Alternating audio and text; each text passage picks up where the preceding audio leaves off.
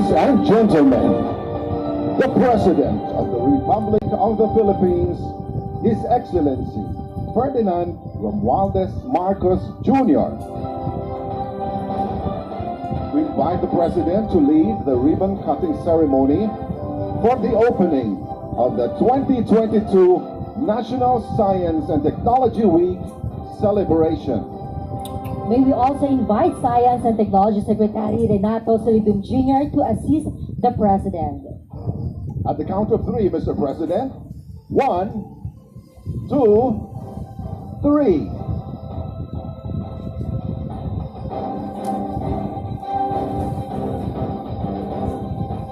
Thank you, Mr. President. Ladies and gentlemen, welcome to the 2022 National Science and Technology Week celebration.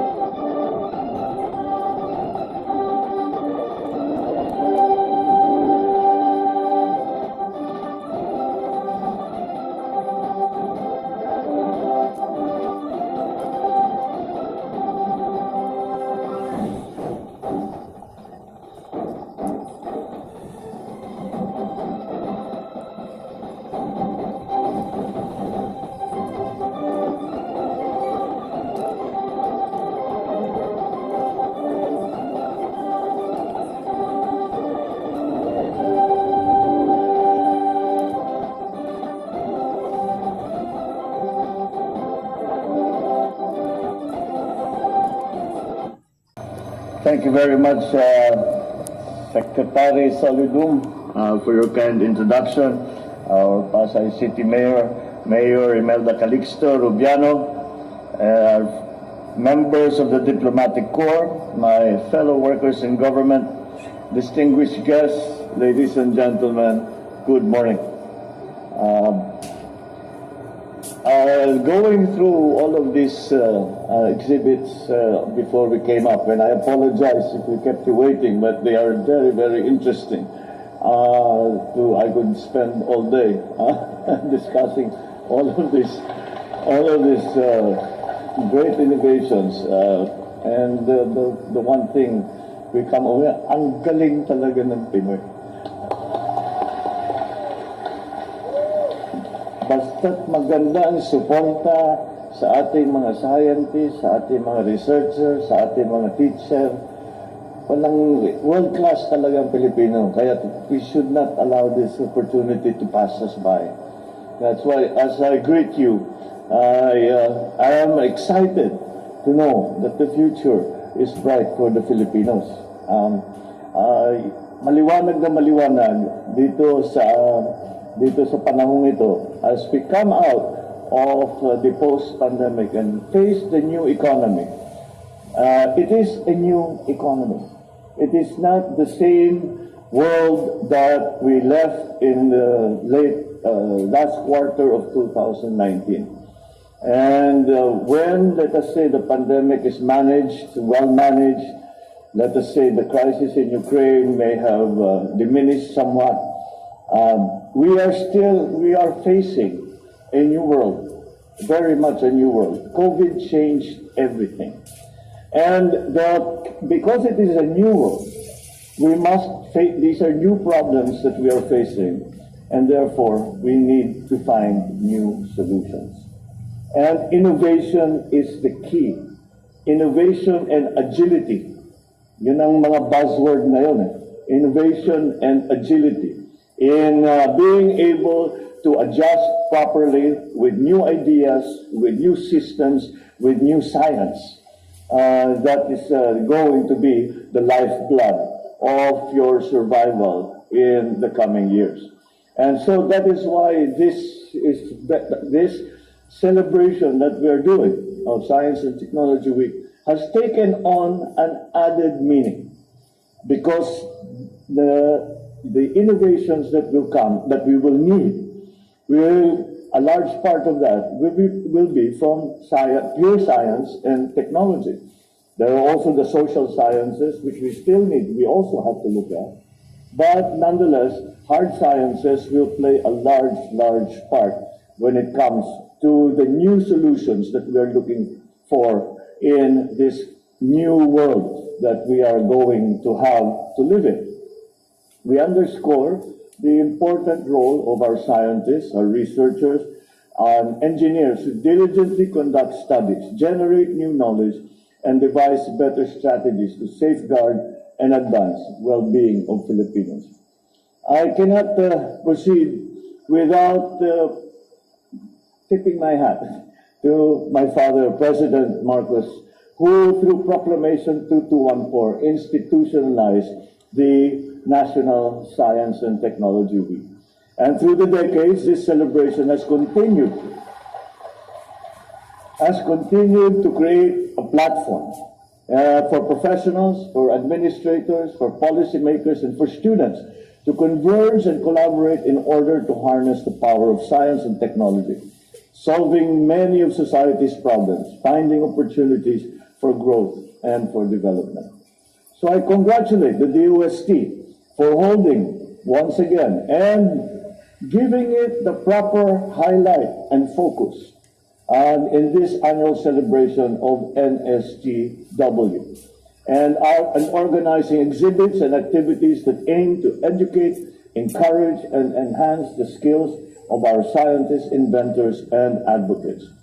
The reaction that I have is that as usual, when we see all of these very clever technologies being displayed, always we come up to the problem of scaling. And as long as that problem is overcome, then I think that it is absolutely necessary that you invite all the LGUs or a representative thereof to come and see some of the available technologies, because many of these are immediately applicable to the local government,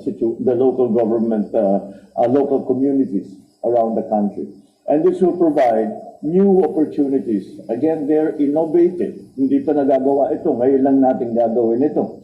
Pero hindi na lang, ang pangkaraniwan na mamamayan na hindi naman scientist at hindi nagbabasa ng mga journal, ay hindi nila alam na available ito. So we have, that is another very important part of the mission that you are having to fulfill, is to get this information disseminated so that people know what might be applicable or useful in their own community situations. So I hope this year's celebration will be a beacon of hope for all Filipinos to bounce back better, building upon science, technology, and innovation. Science and technology play a crucial role in securing a better future for our country. It allows us to employ our knowledge and develop practical solutions to modern-day problems. Technology in particular helps us meet everyday needs easier and faster. So the part that education plays is extremely important. We, unfortunately, in the Philippines, when we are graded alongside our neighbors in Asia, in ASEAN, do not do very well when it comes to the STEM subjects. And so that is what we need to encourage. The material, I can see, is available. It is just a question of us incorporating it into our curriculum.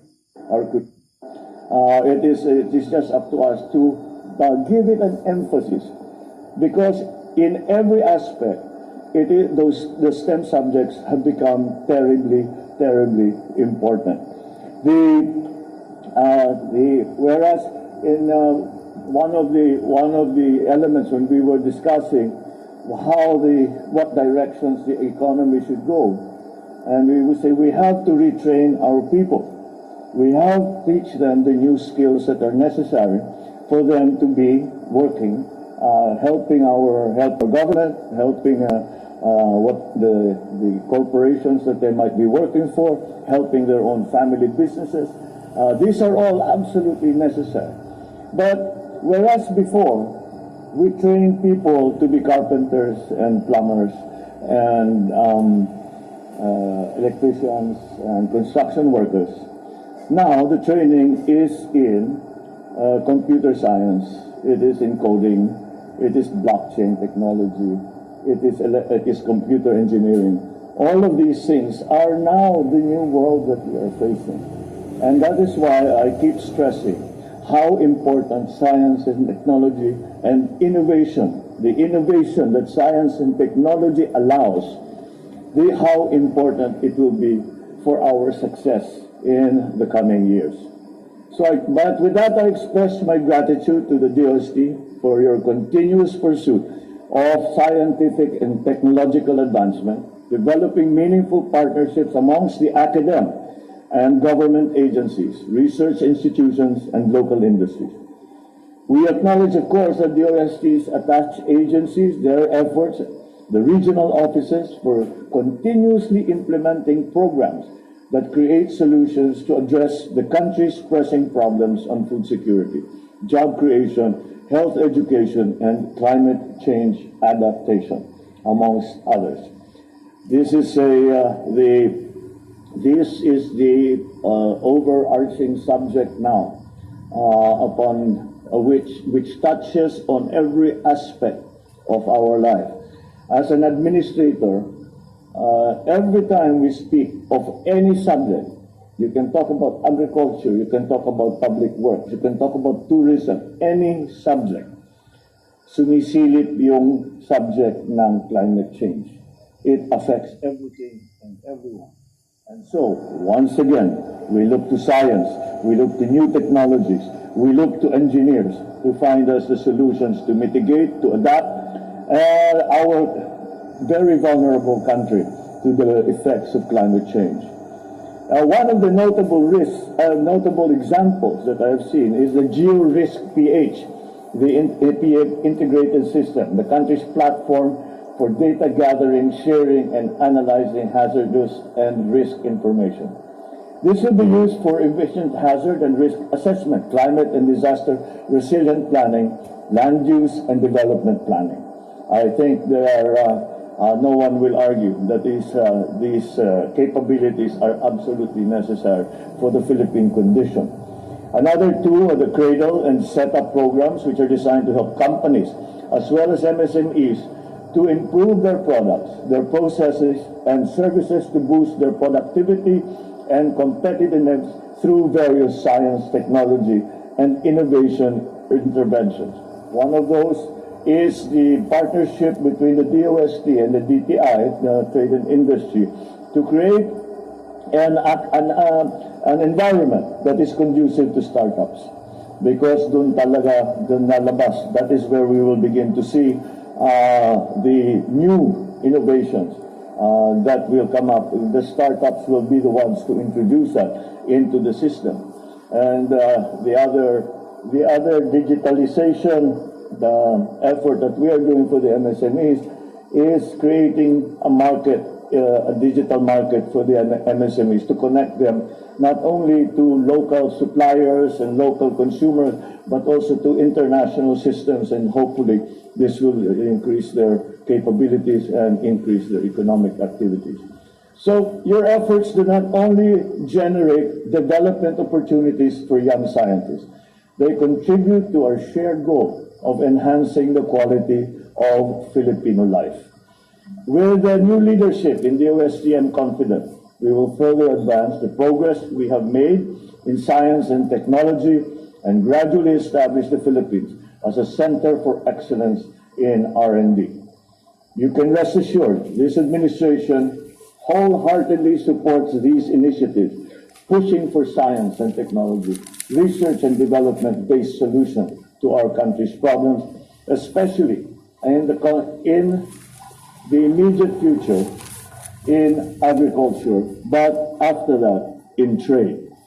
I also urge the DOST and all other concerned agencies to allocate resources to institutions that carry out research and development and integrate these in government programs. What Dr. Solidum and I have discovered is that there are many research institutions who are doing really remarkably good research. However, the problem that we are finding is that research is not directed. Everyone has their own program, has their own projects. It's not their fault. They're studying what they're interested in. We in government have to give direction so that the output of our R&D is immediately useful to our farmers, to our businessmen. And that, I think, is that's something. Some of the researchers and some of those that are administering the research institutes around the country, not only agriculture but all kinds of other R&D, and they're willing to take direction from us, from the private sector, as to what are the necessary technologies for the Philippines in terms of improving, well, again, climate change mitigation, adaptation, and our food supply, our economic transformation, all of these things. And once again, science and technology, I am very confident is going to provide so many of the solutions, which should not be a surprise as we live in a very techno-centric society and economy. Accordingly, the administration assures you of our firm commitment in championing science and technology researches, developing data-driven and science-based policies, implementing evidence. Your community. I challenge the OST and their partner institutions to continue to provide more scholarships to Filipino students to develop a bigger pool of scientists, researchers, innovators in the country. Through this, we will institute a scholarship program specifically for STEM students. And this will not be limited to those who have shown their capabilities, their ability, and how they deserve these scholarships here in the Philippines, but to any institution that they are accepted to abroad. So this is important so that we continue to develop our workforce, we continue to develop our capabilities and our knowledge. Lastly, I encourage our Filipino scientists, researchers, inventors, and innovators, continue sharing your expertise, especially to young people, although they are the ones who are sharing the technology with us. I urge you to stay in the country as you pursue your career. We will continue to support you and continue to look to you to be active partners of the government. Let us dedicate our knowledge and skills, work harmoniously, so as to uplift the lives of our countrymen as we take further strides towards a more informed, a more inclusive, more prosperous, more sustainable nation. Maraming salamat po at mabuhay po kayong lahat. Maganda pong umaga.